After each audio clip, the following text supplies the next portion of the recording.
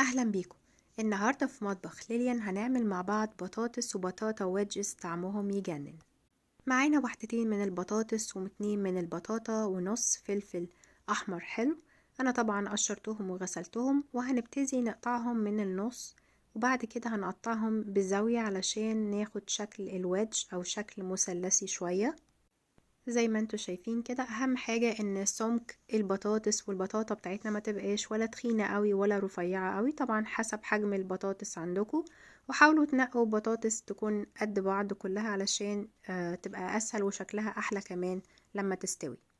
هنقطع كل البطاطس والبطاطا بنفس الطريقة زي ما انتوا شايفين. انتوا ممكن طبعا تزودوا الكمية عن كده، هي بتبقى حلوة وهي لسه فريش، فاعملوا كمية هتخلصوها في نفس اليوم. البطاطا كمان لما تجربوها بالطريقة دي هتعجبكم جدا، اللي مش بيحب ياكل البطاطا بأي طريقة تانية هتعجبه الطريقة دي. هنقطع الفلفل بنفس الطريقة قطع كبيرة شوية، وهنبتدي نتبل البطاطس بتاعتنا. معانا ملح وفلفل وكمون وبابريكا وكركم وتوم باودر مع معلقتين من زيت الزيتون. طبعا كمية التوابل والزيت على حسب الكمية اللي انتوا هتعملوها.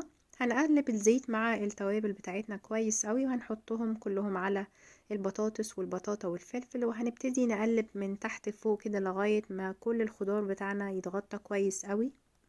وهنكون مجهزين صينية كبيرة شوية علشان ما يبقوش مزنقين قوي جنب بعض، ونسخن الفرن على درجة حرارة 220 وندخلهم الفرن.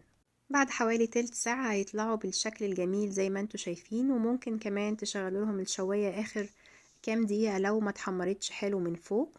طعمهم بيبقى جميل قوي. اتمنى ان انتوا تجربوها واشوفكم في وصفة تانية. Thank you.